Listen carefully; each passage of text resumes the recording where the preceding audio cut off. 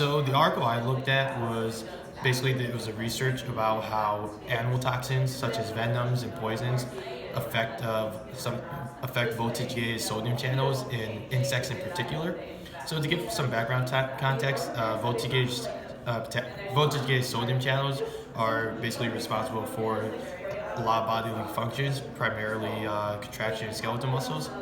So what they looked at was how the animal toxin would bind to the voltage gated sodium channels. The voltage gated sodium channels have four subunits, which I like to think of as four doors, which have something called the voltage sensing domain on it.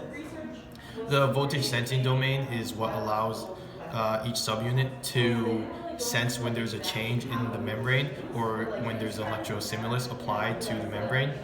When there's electrical stimulus applied to the membrane, if it's strong enough stimulus, it'll open the voltage gated sodium channel and allow sodium to flow into the cell, allowing for contraction of muscles. In particular, they looked at the effect of a venom labeled DC1A that comes from a spider found in the desert. Uh, that particular toxin has an effect on insect voltage gated sodium channels, where it binds to the second subunit, voltage sensing domain. And as a result of it binding to that domain, it prevents that voltage sensing domain from properly sensing when there's a change in voltage, preventing that channel from opening.